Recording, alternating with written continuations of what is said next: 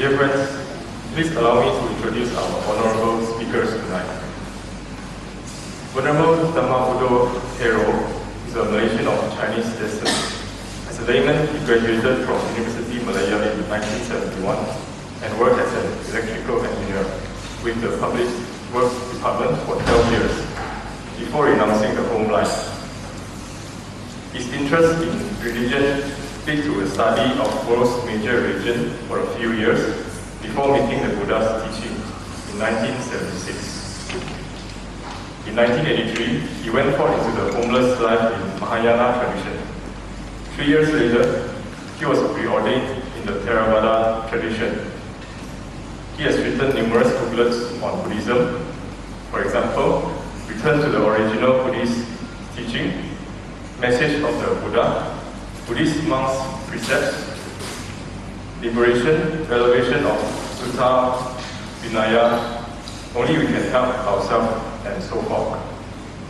In 1998, he established the Vihara Buddha Gautama at Mahathera. For Brother Ratanathan, he was graduated from Marketing and Business Management. He was later graduated from Buddhist and Pali University of Sri Lanka, having studied Buddhist doctrines, scriptures, sociology, history, and linguistics. Ever since then, he has been very active in propagating the Buddha Dhamma by giving Dhamma talks and conducts training courses in university and Buddhist center throughout Malaysia. In 1990, Brother Ratanathan founded the Sri Sedang Buddhist Home, which is a hostel for Buddhist undergraduates to learn and practice Buddhism. In 2003, he founded the Nalanda Buddhist Society. 2 years later, the Nalanda Vidyalaya and subsequently the Nalanda Institute was established in July 2007, and Brother Ratanathan became its founder director. During his 3-year tenure, Brother Ratanathan authored and edited various suttas and Dhammapada commentary course books.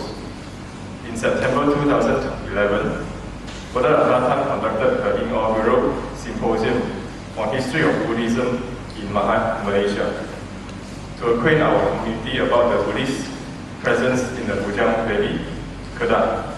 It was well received by the devotees from Kelantan, Kedah, Penang, Perlis, Perak, and Kuala Lumpur. So without any further delay, let us start our tonight's forum, the Buddha's True Teaching, by inviting Venerable to give us talk.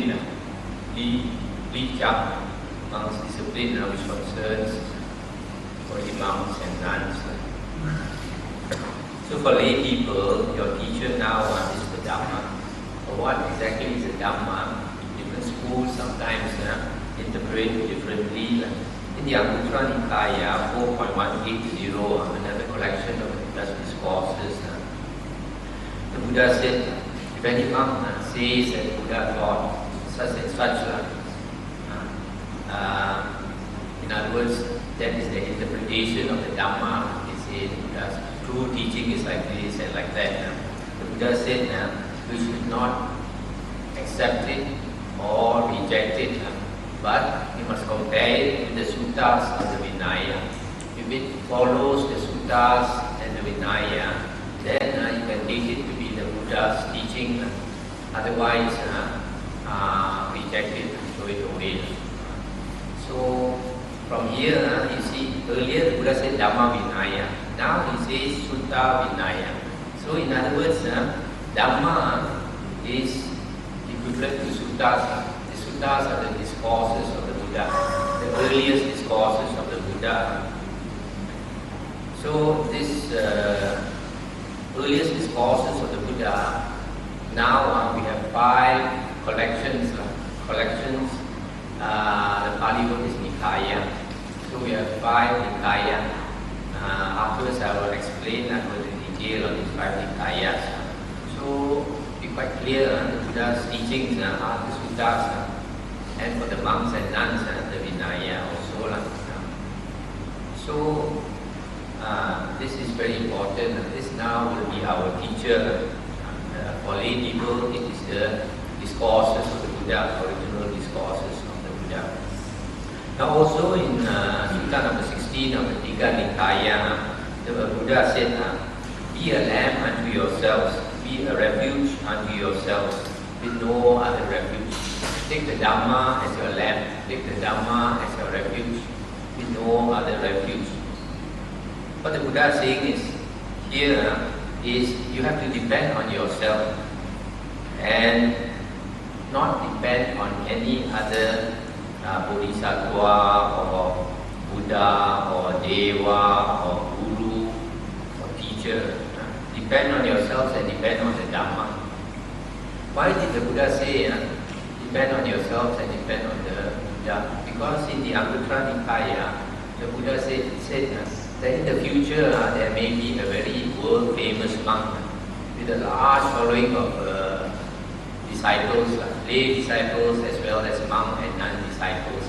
And this monk may be very learned and he has been a monk for a very long time. Even such a famous monk, the Buddha says, can have wrong view. So be very careful. Don't think that a certain monk is famous or that his followers are a lot and all this, that everything that he says will be correct. Our true teacher is the Buddha. So we must compare whatever monk says with the Buddha's teaching, with the Buddha's discourses. Only if it follows the Buddha's discourses, then only you can say he is teaching the Buddha's Dhamma. He is not teaching his own Dhamma. Nowadays a lot of people teach their own Dhamma. So this is another thing that you have to be very clear. Also here you can see from here, the Buddha said, be a refuge unto yourselves. Depend only on yourself and on the Dhamma. In other words, nobody can save us. Only we can save ourselves. Only we can help ourselves. That's why the Buddha said, the Buddhas only show the way. You have to walk it. Even the Buddha himself also cannot help us. He only shows us the way. That is the best he can do, show you the way. This is the way. If you do this good karma, you will reap happiness. If you do this evil karma, you will know suffering later. So we have to choose. There are some people very nakal. Teach them also, they won't listen. So such people, even the Buddha also cannot help. Also in the Vinaya books, monks' disciplinary books, the Buddha said that the true Dhamma will last 500 years. Later books, they change a bit and say 5,000 years. But actually, the Buddha's earliest Vinaya books, the Buddha said that the true Dhamma will last 500 years.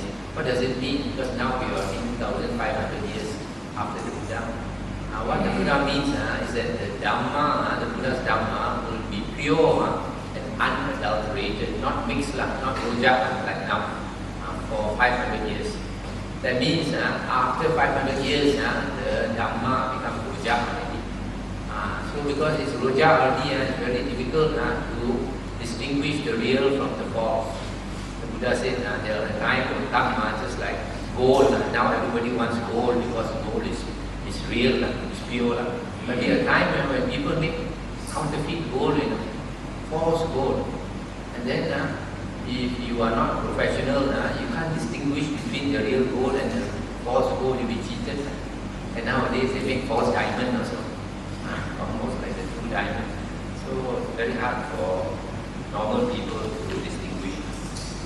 So you find after 500 years, after the Buddha passed away, a lot of new writings came out.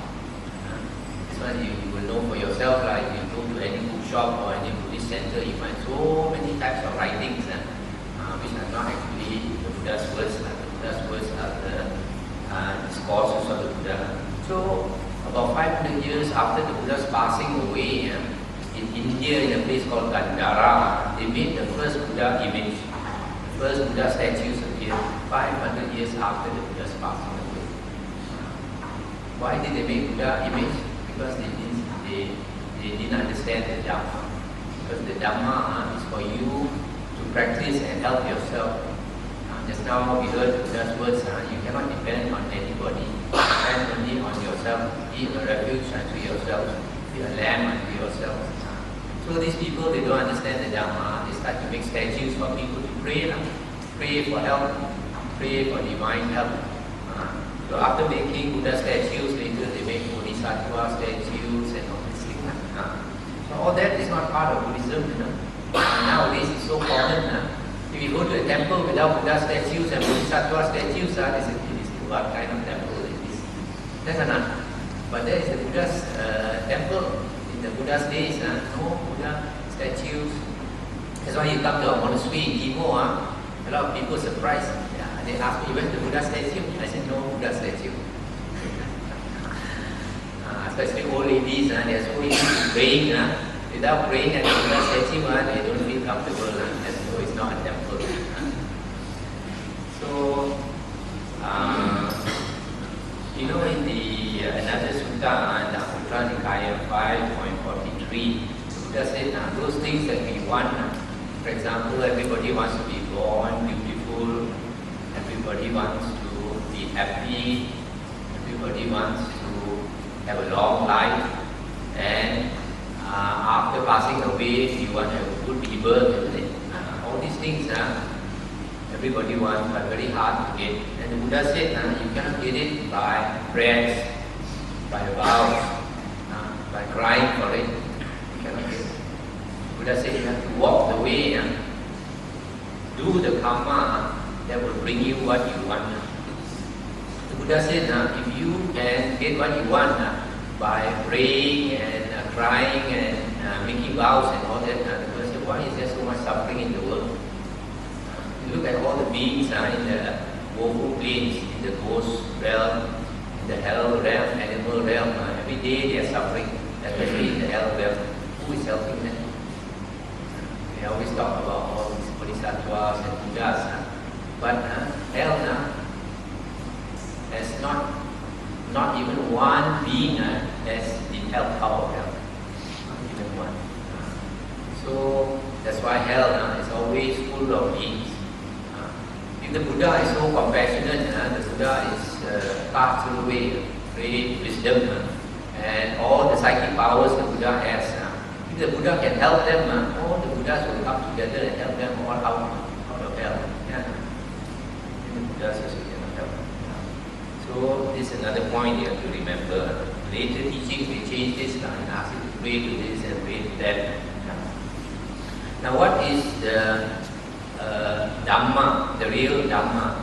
Since the Buddha said that the real Dhamma will last 500 years, so we have to find during these 500 years after the Buddha's passing away, how to get the original teachings of the Buddha.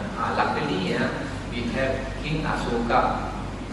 After the Buddha passed away, about 250 years, King Asoka was in India. And he was a great supporter of Buddhism, and he wanted the Dhamma to be known. So he made stone pillars, stone pillars, round one, something like every kilometer, you put a pillar by the roadside so that people pass, they can see what did the Buddha say and all this. So he got people to carve out the Buddha's words on these stone pillars. Now they dug up these stone pillars. They find during Emperor Asoka's time, the Buddha's teaching consisted of 5 nikayas. These are the discourses of the Buddha. These 5 nikayas contain the discourses or the suttas of the Buddha. The first nikaya is Digha Nikaya, collection of long discourses. The second is Majjhima, collection of medium length discourses. Third is Samyutta Nikaya, collection of topically grouped discourses. And then Anguttara Nikaya, again short discourses, numerically arranged. And the last one is Uddaka Nikaya, small collection. So we know this from these Asoka pillars. So now we know that during the Buddha's time and during Emperor Asoka's time, because all the Dhamma we had, only these 5 collections of discourses. This is the real teaching of the Buddha. And the Vinaya books consist of these 3 books of the Sutta Vibhanga, and then the Mahavagga, Chulavagga, and Paribara. These are the 6 books of the Vinaya. And then later other books appeared. Now there is a very important sutta in the Digha Nikaya, Sutta 29, where the Buddha said that his teachings are pure, perfect and complete. These 2 words are very important. Perfect and complete. And the Buddha said, if anybody thinks that he wants to add to the Buddha's words, then he doesn't understand the Dhamma. And if he thinks he wants to subtract from the Buddha's words, he also doesn't understand the Dhamma. What does this mean? This means what the Buddha is saying, that later when people start writing more books, these people who write the later books, they don't understand the Dhamma. This is what the Buddha is saying. So be very careful. The original teachings of the Buddha are only found in the 5 Nikayas, 5 earliest collections of the Buddha. Also the Buddha said that it takes a very long time. Now I am getting a bit out of those suttas. Buddha said it takes a very long time to know a person's heart.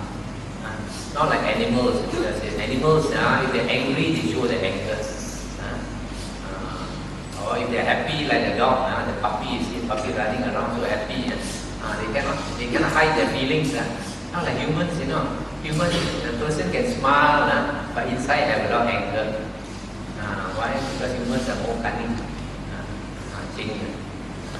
So because of that, because of this, you have to be very careful. I have been on the spiritual path for more than 50 years. I started off being in the Catholic school. At that time, I was 12 years in the Catholic school. And my time we had to learn Bible knowledge. One of the subjects to pass the exam. I was very familiar with the Catholic Bible. So because I was very influenced by the teachings, I nearly became a Catholic. Luckily, last moment, when I was in Form 6, this computer started to work. This gigabyte started to work. And I started to ask a lot of questions. Then I asked a lot of questions.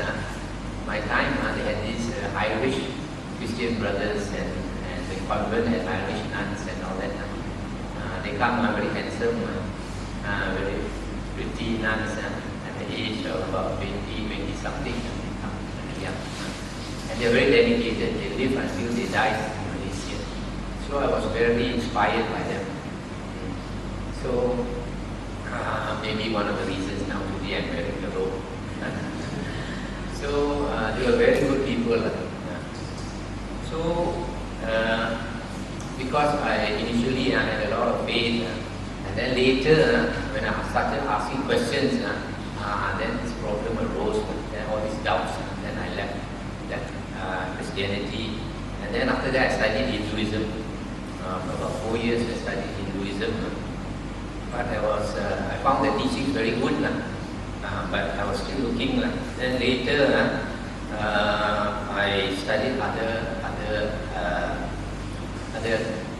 religions. I studied the Quran, I studied Taoism, the Tao Te Ching, Baha'i, Sikhism, etc. until I came to Buddhism. Initially I came to Theravada Buddhism, but later I was impressed by Mahayana Buddhism, talking about the ideal Bodhisattva and all that, vegetarianism and all that. So I got into Mahayana for 9 years. I followed one teacher for 9 years, partly because his books were very impressive. He always talked about psychic power, always hinting about psychic power. So I followed him for 9 years, 6 years as a layman, and 3 years I went to live with him, renounced under him. When I lived with him for 3 years, then I got to know his real person. And the Buddha said it takes a long time to know a person's heart. Yeah? So I found out after I stayed with him 2 years, he talked like that, but do like that. The balik. So be very careful. So after that, because of losing faith, and I switched to Theravada. I've been a Theravada monk for 87 years. So even Theravada also, when I first came to Theravada, I thought very pure. And later, when I started investigating, I find also a lot of teachings inside Theravada. Monks teach wrongly also. So what I'm trying to tell you is that initially you may think, be very impressed by certain people, by certain religion, but take your time. Don't be in a hurry. You know, after I came to Buddhism, I was so impressed because when I was young, I saw my friends after university, one by one getting married. I thought to myself, I don't think I want this. I come this time, I have a purpose in life. I didn't know what it was.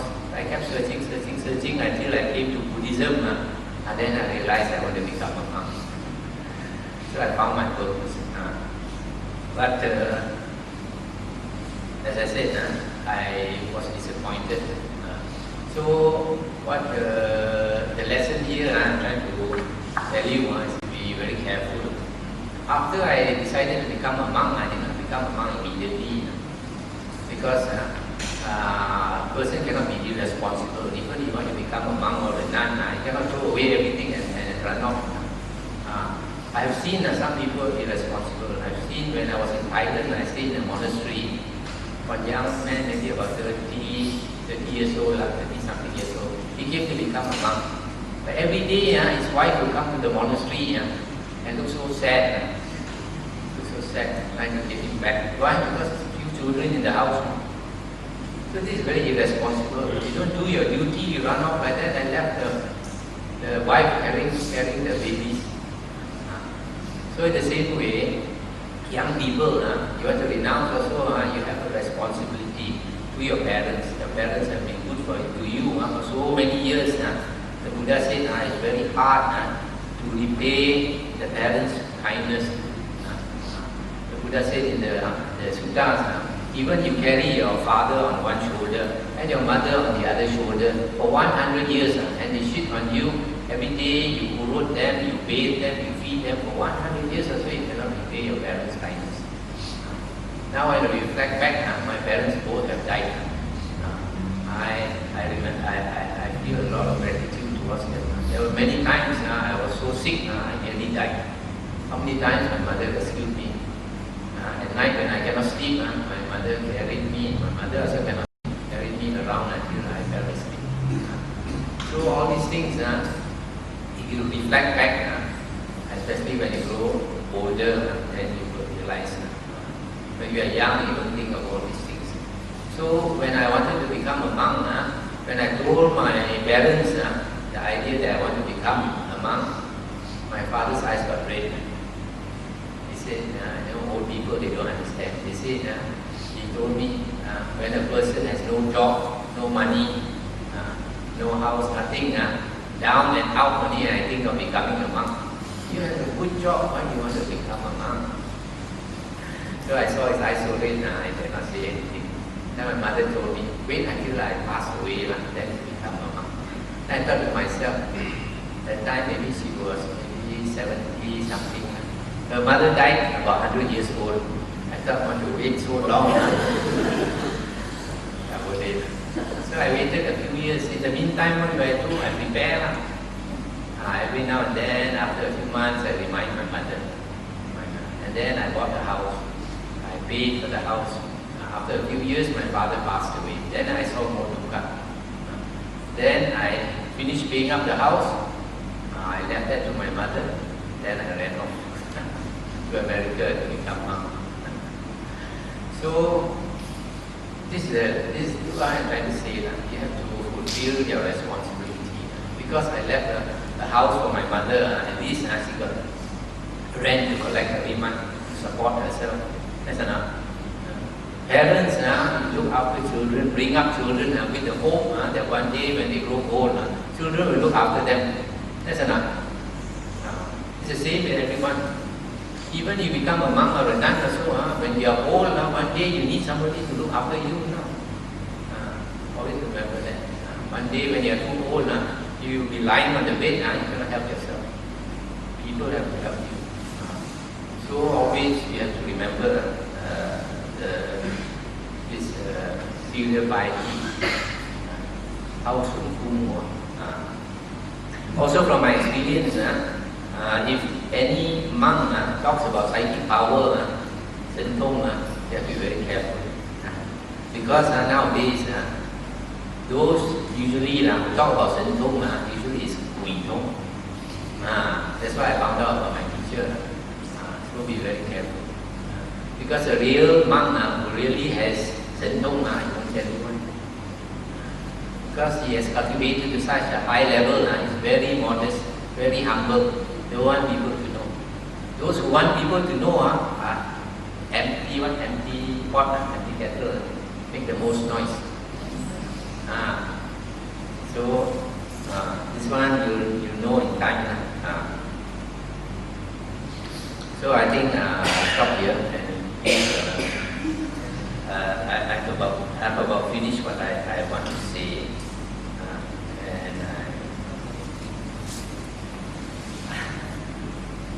Oh yeah, I want to say, if you meditate and you expect to see this and see that and hear this, hear that, you are going the wrong way already. You know, in the China, the Chanzhong meditation school, if you come to learn meditation from the teacher, one of the first things he tell you, more life, more cha. 4 life, 4 cha. What does it mean? Mara, more woman, or on life, see, cut him off. Buddha come also, you cut him off. What it means is, when you are meditating, if you see anything or hear anything, you must ignore it. Don't pay attention. If you pay attention, you're going that way. Especially, you start hearing voices, hearing sounds. That is very dangerous. Because I know people who go and learn meditation, and then there are a lot of deviant teachers, You learn from them, the spirit enter you. And then you start hearing voices, talking to them. That is already the already jeep already. I know one man who went to learn meditation with this teacher, and then suddenly he felt like 2 knives poke him from behind. And then the spirit entered him. And then start hearing voices. And after he came home, quarrel with the wife, quarrel with the children, everything. Until one day they had to bring him to see a very old monk. At first, they don't want to go and to drag him. Then the monk did some chanting, gave him some water to drink. Then he felt like behind him, like the air coming up. The spirit went away. So, if you learn meditation from any teacher, if he don't tell you this, be very careful. You start hearing voices or hearing sounds and seeing things, you're on the wrong way.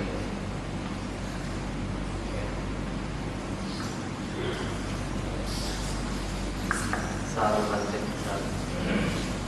Buddhism. But before that, I also like to talk about this experience I had in Thailand. I am an often visitor to Thailand, and just not too long ago, I visited a very famous meditation master. And he was quite old, probably about 79 or 80 years old. And people from Bangkok said, yeah, Brother Tan, you must go and see Rampu. Rampu is a venerable grandfather, very old monk. And then he's so well known and so on and so forth. He's an arahant, probably. He has so many disciples, so many of his disciples also are very good teachers. So I said, surely, let's go. And he lived quite far away actually, and it took about 2 hours of a jeep, just to go into the village and then to his monastery. And on the way into the monastery, he came down from the vehicle and walked in about another 300 meters. Finally, when we came into the very modest place, very modest wooden hut, that the old monk was sitting there together with some of his disciples. And then the person who brought me there was also a monk and said, this is Malaysia, from Malaysia. This is Brother Dhammavuddho. He's a director of Mahathera Institute and a Dharma speaker and so on. And then the monk would look at me, very kind face, and then he smiled. And he spoke in Thai. He said, yeah, before you came in, I already saw you.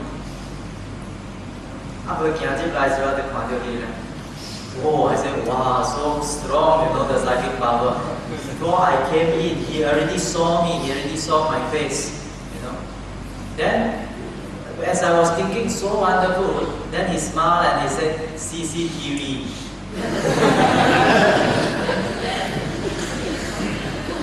Because the monastery is quite big, and then from the gate is 300 meters, so they had just installed the CCTV, and I saw the small screen there, so that's why he said, as you were coming in, I already saw you, and he said CCTV. Such a wonderful, such a modest old monk, and despite all the things that people talk about him, that he had psychic power, that he's an arahant, that he is so attained, and he could possibly do anything according to what people say. When we were with him, we sat with him, we discussed with him probably about 1 hour. He was so modest. He was talking about his childhood and how he was a very naughty boy and how he became a samanera. And then his teacher was very stern, and then he learned, but he failed in his learning of Dhamma. He didn't pay attention when the Dhamma was being taught to him and so on. Very modest. What I'm trying to get at is a real master, orang yang betul-betul berisi. Makin berisi, makin ini resmi Pali. Makin berisi, makin. If you really are so good, as Bhante said, you will also be super modest. And not modest so that other people can see, wow, he's so modest and humble. No lah, not for that. That's very egotistic. But really, a person who is highly attained could be just like Sariputta. The Venerable Sariputta was the Buddha's chief disciple, and he was number 1 in wisdom. The Buddha said, you are among all my disciples the foremost in wisdom. Meaning, besides the Buddha's own level of wisdom, Sariputta is second to none. But then, how was Sariputta as a person? Of course, many monks and of course many novices were students, personal students of Sariputta. He had 500 of them, monks and novices. So every morning, when he was going out for alms round, there are other monks in original Buddha's times. Every morning, they went out for alms round. And Sariputta would make sure all especially the younger ones, the samaneras, sometimes their robes, one high, one low, not even. Sometimes they didn't wear their robes properly. And he thought, if you go out, not shy on me, but we must protect the image of Buddha Sasana. You are all Gautama's disciples. We are all followers of the Blessed One. We must keep that image, the discipline and the mindfulness, everything must be well kept. So he went down the line and checking on everyone of the Samanera, saying that, your robes okay or not, even or not, okay, good. went down to the line until the youngest one, only 7-year-old boy, Samanera, and then pulled on the hem of his robe. Imagine 7-year-old Samanera, very young. And then Sariputta was checking, then walking by, and then he pulled on the hem of Sariputta's robes and said, Bhante, your robes are not even. Sariputta has been walking up and down the whole line. So the sarong, the lower robe, one side is higher than the other. So one side is showing the ankle, and the other side is just above the ankle. So not even already. So he told Bhante, he was shocked, but he can see. Bhante, your robes are not even. Then Sariputta said, oh, betul lah. Truly, Sariputta stepped up to him, folded the palms, and said, thank you, teacher. And then went to the back of the Samanera, adjusted his robes, and then come to him and said, now it's even. And then he walked. That is the characteristic of a true Buddhist master. No ego. No ego. The way Sariputta spoke, many suttas, of course, record the teachings of the Buddha. But besides the Buddha, the most number of suttas given by any disciple was Sariputta. And you can see how Sariputta spoke in every of those discourses. Never a harsh word, never something unpleasant. No. We cannot see that in Sariputta, a true Buddhist master. This is the characteristic of a person who is highly attained. Now, if anyone were to come to us and say that, oh, Dharma is very difficult one, but you cannot understand one lah. And I tell you also, you won't know one lah. And you won't believe me one. If a person uses that kind of phrases, what shows us, what it shows us is that, he lacks the skill. He lacks the skill in that, I tell you also, you won't know one lah. That means I don't have skill to enlighten you on the Dhamma, right? That means you are not highly attained. Furthermore, you won't believe one. That shows that the lack of confidence and also undermining your ability. So that is not the characteristic of a true teacher or true master as well, because he has not mastered the true Dharma. Sariputta once was going out. He was not what you call pretending to be modest. So lay people also noticed Sariputta and said, wow, our master, our Sariputta, our teacher, so modest and yet highly praised by the Buddha himself. There was a young Brahmin who heard that passing by and said, who are you referring to? Oh, we are referring to our great teacher, Sariputta.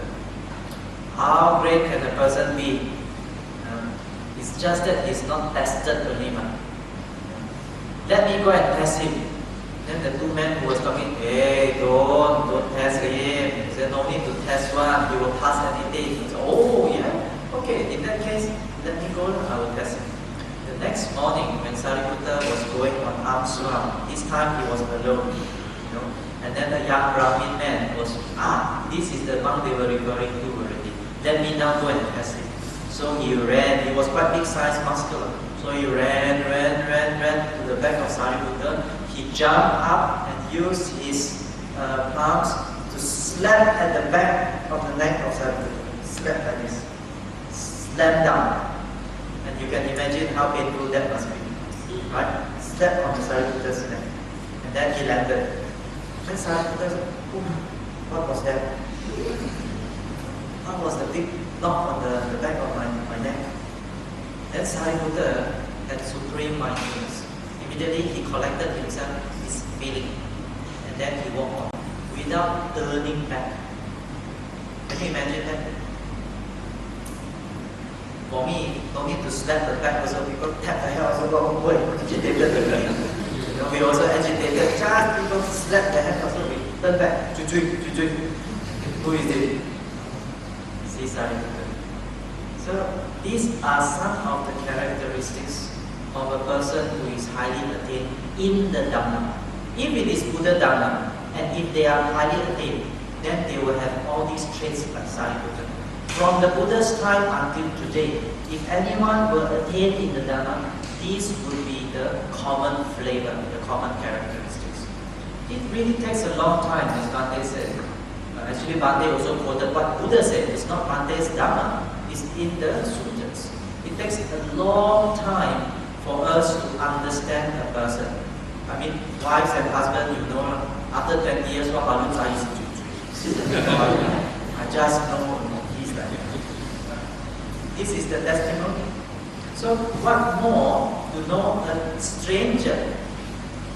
Correct or not? What more to know a teacher?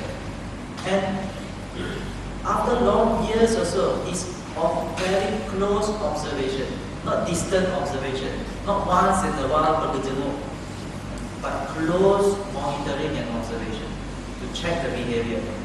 For what? Check the behavior, see that whether there's a lot of anger, whether there's a lot of greed, whether there is a lot of unmindfulness.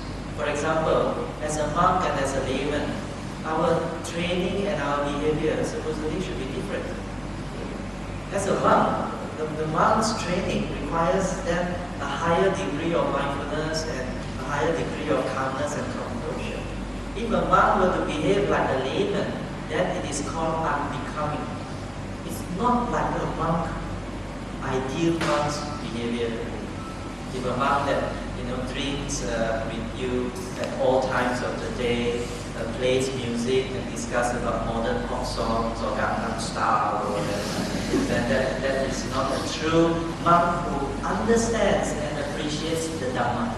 Because the Dhamma is not something, it's very 肤浅, Dhamma is not 肤浅, it's not surface, it's not what you call superficial, it's not just skin deep. Dhamma is very deep. Buddha said, Dhammo Gambiru. Gambiru means so subtle and deep. You can plunge in and go deeper and go deeper and go deeper.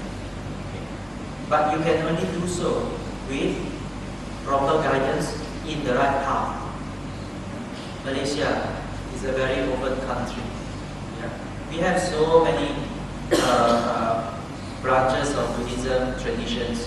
We have the Mahayana, which is the majority. We have the Vajrayana, and we have one of the oldest around, that is the Theravada. And all these schools also have many sub-schools. For example, the Mahayana, some practice Amitabha, some practice Chan, some practice pray Kuan Yin school, follow the Kuan Yin one, and so on and so on. The Vajrayana even more colorful. There's so many sects, so many sub-sects. Right? So sometimes it's quite confusing which one is talking about the true Dhamma or what did the Buddha teach. We always joke that the late Chief Reverend Dr. Kesri Dhammananda used to say this also. He said when it comes to Islam, the Muslims will always quote, oh, the Quran, Al-Quran says this. When you talk to the Christians, and then they will always say, oh, our Bible says this. But when you talk to Buddhists, they say, oh, people say this.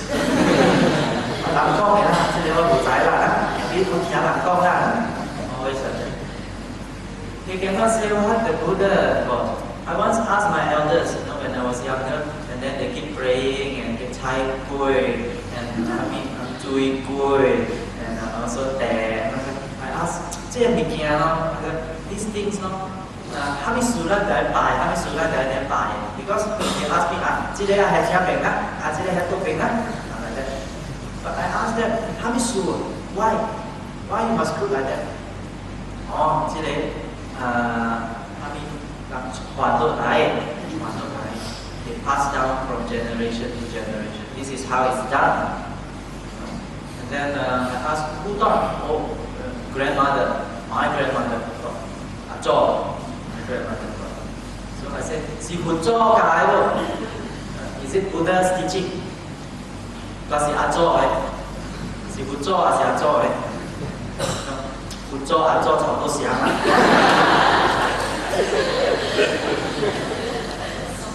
I like that.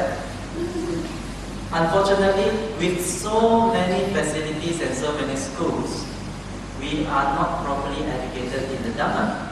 That's why we got confusion. We are very weak in the Dhamma. It's just like the body is also very weak. It can be affected by any pathogen. It can just get flu or just contract anything so easily because we are weak. Because our knowledge is so thin, anything that comes in also, we get confusion. And this is the misfortune in Malaysia regarding Buddhism. If we look at the history of Buddhism, we look at how it started. During Buddha's time, there was, of course, the Buddha was around. Anything also people can refer to the Buddha. But after the Buddha passed away, as a venerable quoted, Ananda asked him, so when you are not around, who are we to refer to? And the Buddha said, Dhammam ca vinayam ca ayata desito. This Dhamma and this Vinaya that I have so well preached to you, Mama Chayana Santha, after my death they shall be your reference and teacher.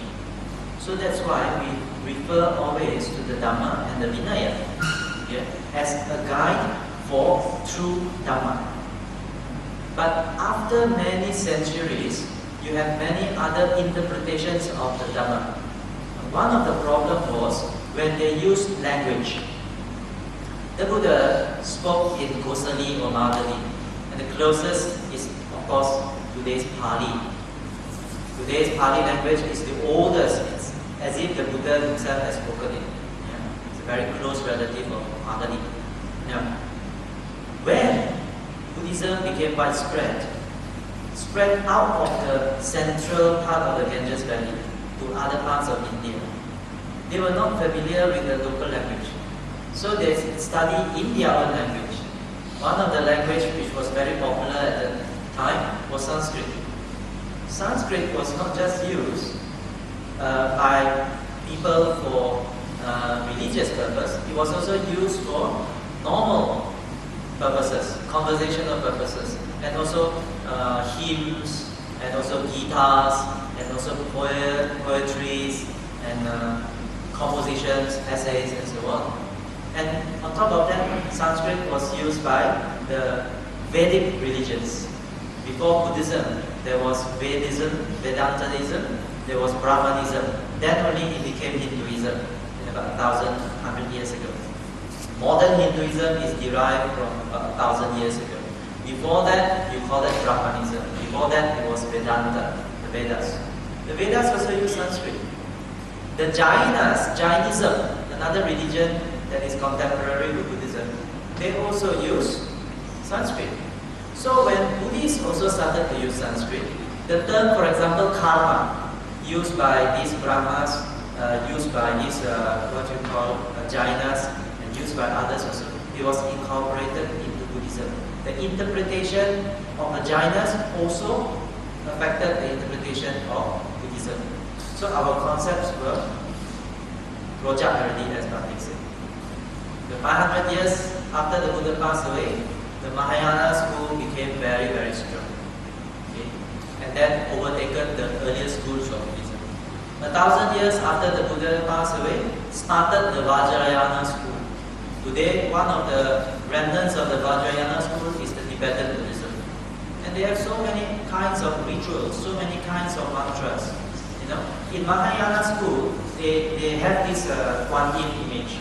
But by the time it became a Vajrayana, the Kuan Yin is not just one that looks very serene, that looks very kind, very compassionate. They have one Kuan Yin that holds the sword, that had long tongue and then eyes like that. It's a demon-looking Kuan Yin. By the time it became the Tibetan Buddhism, it has this kind of change and manifestations already. So in Chinese we say 满天神佛. You go to a temple sometimes, that walls, the main altar, and this side and that side, all full of images. And on the ceiling and the pillars also full of these drawings. Like so many eyes looking at you, but cannot protect you. So many kinds of ceremonies, but cannot save us. So we are entrapped by all these concepts. As I said last night, if you attended the talk, Buddha taught Dhamma. Why did he teach Dhamma? Because he realized the Dhamma. He realized the Dhamma and gained enlightenment.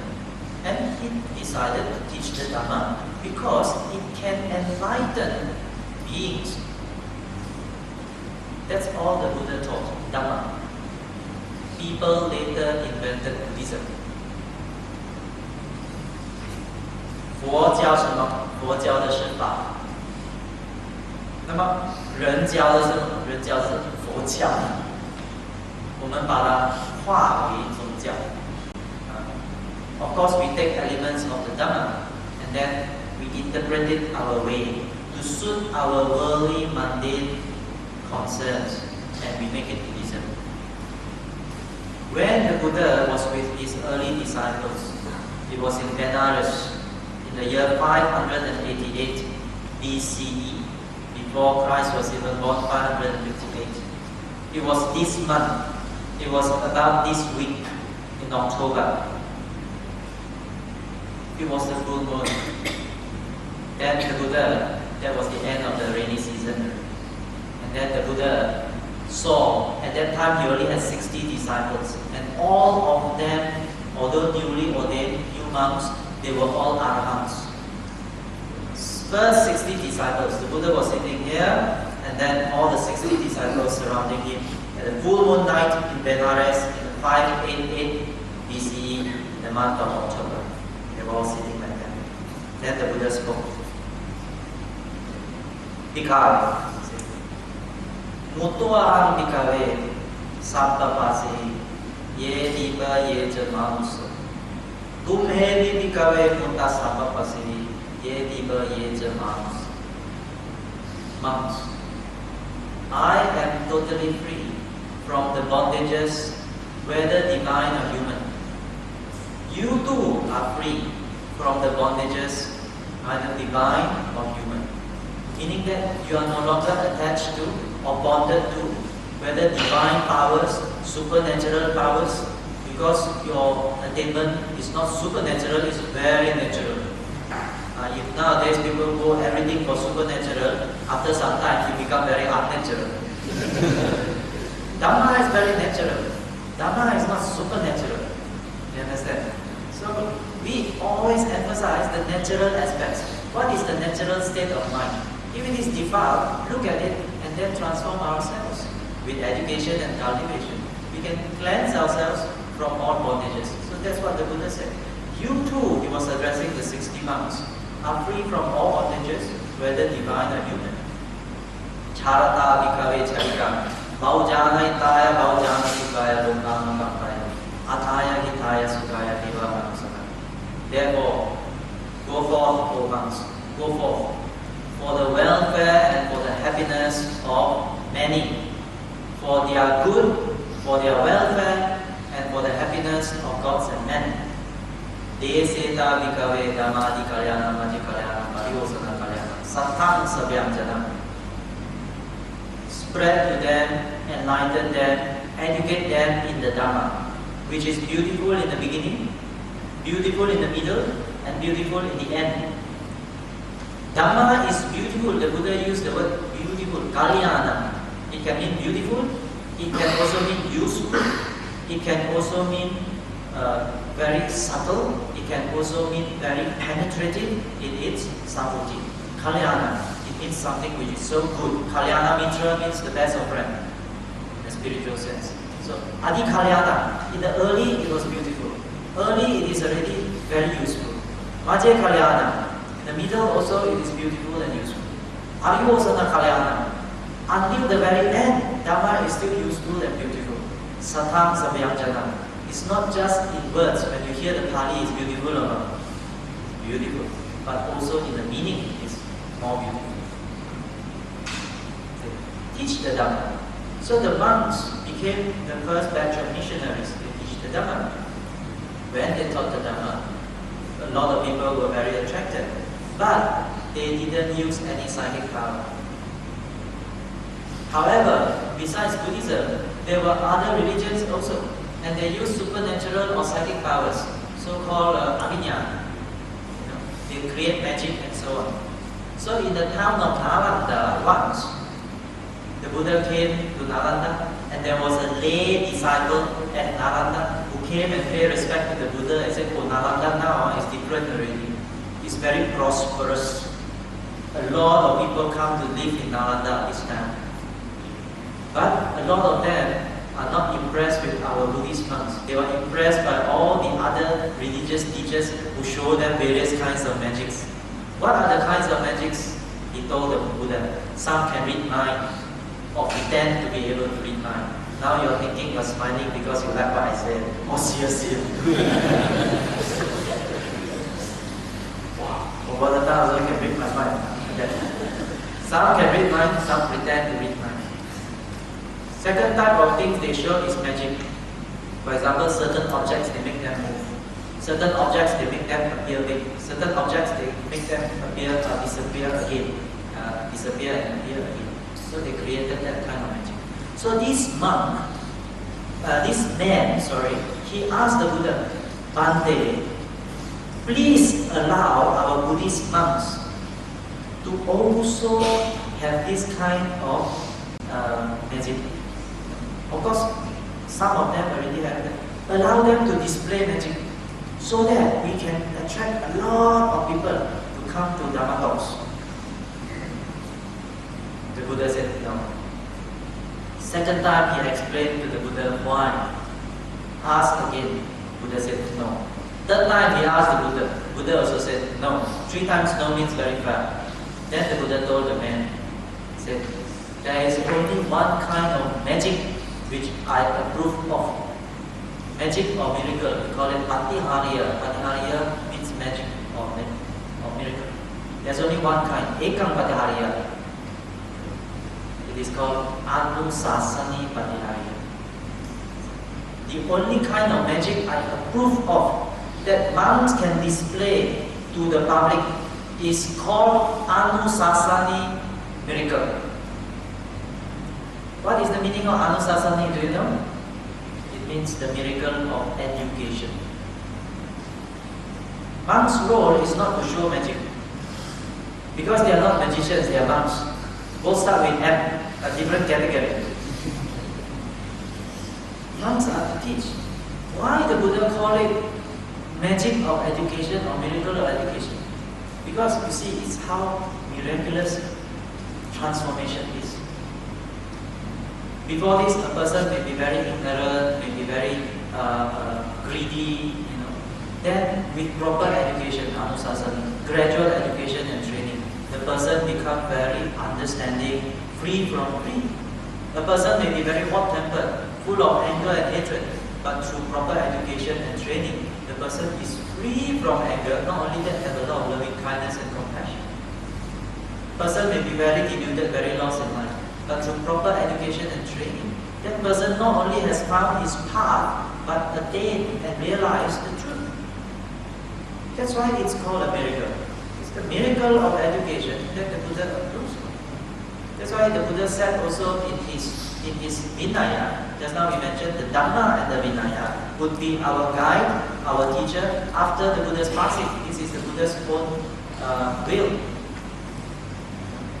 The Buddha was very wise. If you understand how one successor can point another successor, if until today we would have about 400 successors after the Buddha already. If the Buddha had appointed a successor, you just count the number of popes after the death of Christ. From Peter and Paul until today, Pope Benedict, how many popes were there? 200 already. So we would have about 400 successors perhaps since the Buddha's passing.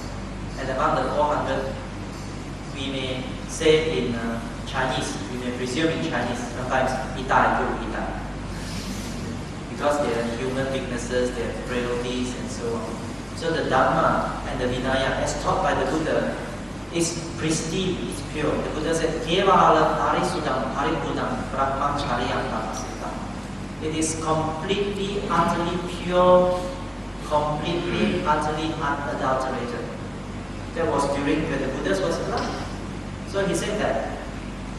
So when he appointed something that is pristine and serene as his successor, and not a human, not a person as his successor, then until today we can still refer to the pristine teachings because it has remained unchanged.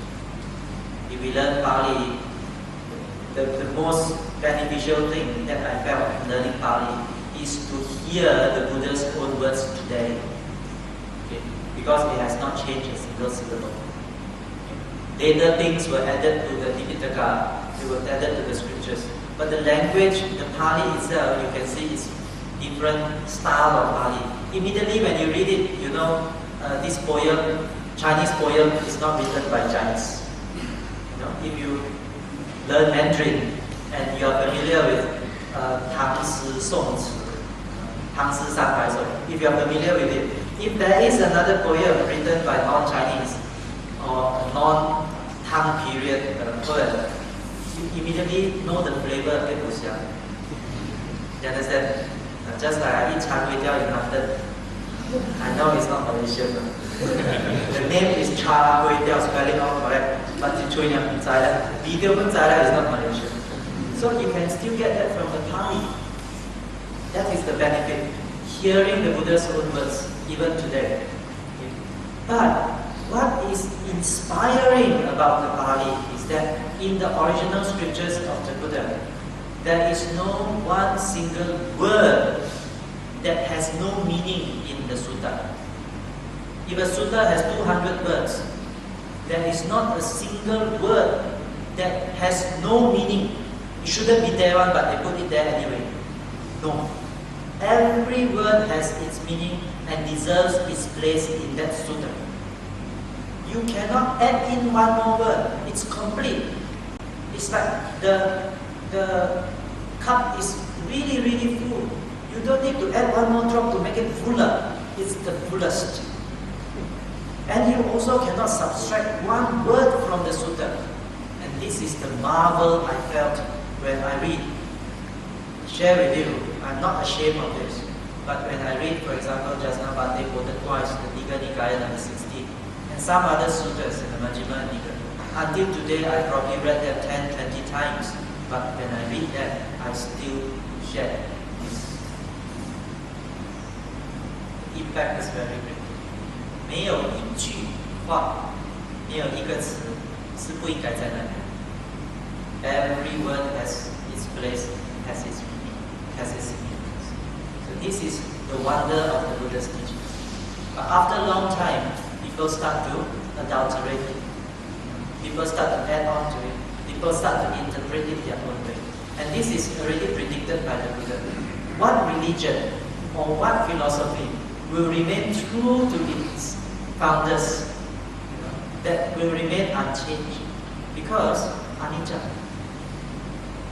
But we have to be careful to distinguish what is true and what is not true.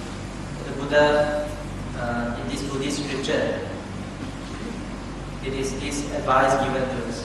Tapash chedash chanikashach varma iva panditaya. Pariksha vishavoraya manvajunam tukarva.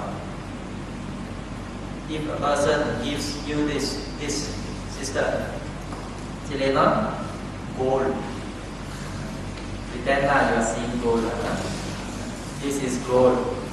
And you see this one? It is about 40 grams. So please give me 1,000 ringgit for this. Oh, then you will give 1,000 ringgit to me or not? In exchange of this one, because I told you it's gold. Would you do that? Would you do that or not? You would? Oh no, yeah, luckily I thought I was getting free one. She wouldn't. Why you wouldn't? Because an irrational person, if a person on the street you met in Jalan Hamzah or whatever, Jalan Sultan Ibrahim, when you meet anyone on the streets in KP also, and they suddenly come to you and say, "Sir, I will sell you, this is gold, it's worth 1,000, can you give me 1,000 now?" Would you do it? But if you are interested to buy gold, what would you do? You will test it, isn't it? You will test it with various, you weigh it, and then you will put in what you call jalo, and see the displacement, right? Using what kind of instruments, and then you have a chemical test. Then you say, this is probably 96% purity or 98 gold or whatever. Then only you ascertain the value. Similarly, monks, you must test the Dhamma, the teachings that I teach you, as if people are testing gold. Today, due to our lack of exposure and understanding, we never test. We just accept lock, stock, and barrel. And because of that, many people get stuck. Real Dhamma leads people onwards. It's progressive, open-minded. You won't get stuck. That's not real Dhamma. Again, real Dhamma brings people together. Real Dhamma brings people together. If it is something that causes division, then it is not real Dhamma. So we have to watch out for all these characteristics of non-Dhamma, or what we call false teachings, or adhamma. Because the danger of adhamma is, after believing and doing all those things, we still get nowhere. We are still no progress in the spiritual path. In fact, we will create a lot more suffering for ourselves and probably for our family and others. We have gone down the wrong path. So my message is also to investigate properly, to always ask questions. If there's a monk or if there's a teacher that gives talks and says, okay, we don't have time already for questioning, no need to ask tonight, never mind, no questions asked. If that is always the case, we cannot ask one, we just believe, then we are sure that it is not true Dhamma. We invite questioning because we invite investigation. Possible. Come and investigate. 真经呢就不怕蒙路过。Can go and test. Go and test. Dhamma is also, you will stand up to the test. Right? So sometimes I also travel to Thailand, I also travel to other places, and then I hear of marvelous teachers, and we call them mavericks. You know what are mavericks? Mavericks means seemingly clever people displaying all sorts of cleverness, smartiness, but not wisdom. So the way to expose mavericks is just to sit down in a panel, and then with other Dharma practitioners or teachers, and then just give your talk and views and so on. And immediately the audience will be able to distinguish. If you put real gold here and fake gold by one side, and then bronze by the other side, if people who are a little bit wise, when they look around, they're not blind, when they look around, they know that this one is gold, this one is not, this one is plastic spray with gold. Won't you be able to tell if you have a gold chain or you have a plastic chain sprayed with gold? Wouldn't you be able to tell?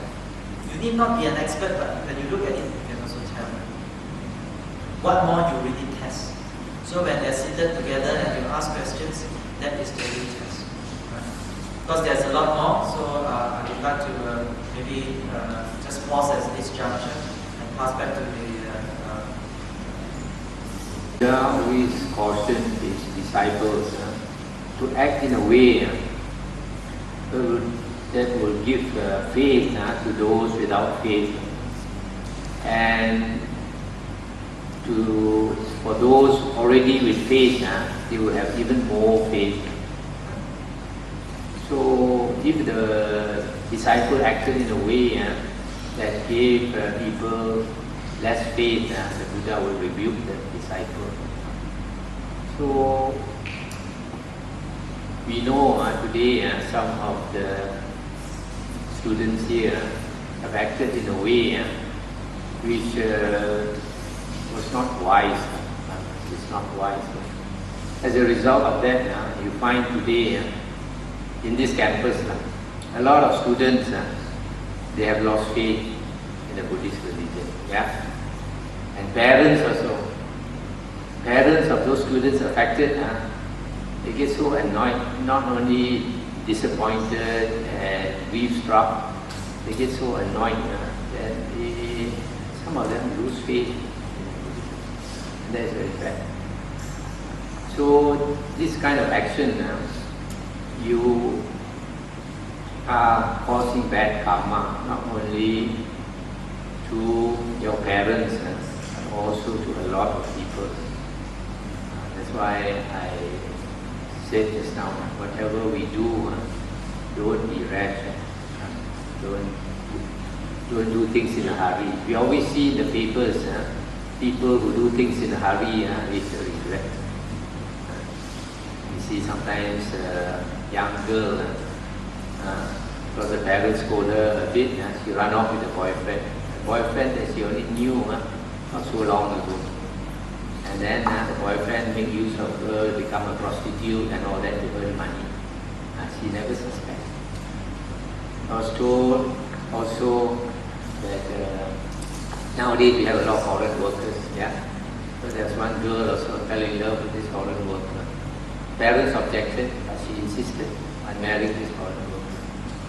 And then the parents couldn't do anything, so she married this foreign worker, went back to their country. When she went back to the country and started to have baby and all that, she found the condition so different from Malaysia, so much suffering that she couldn't stand it. After a few years, she wrote back, wanted to come back. Then the parents, maybe after 1 or 2 years, or 3 years, and then the parents, when they told her not to go, she insisted on going. So now they're a bit reluctant to take action also. But eventually, when the brother went to fetch her, she went crazy. So much suffering there.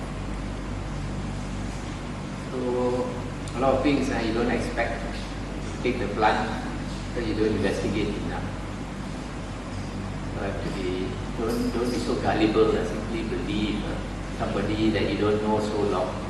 Your parents are those that you are closest to you. Nobody loves you more than your parents. One day when you become a parent yourself, you will know how much you love your child.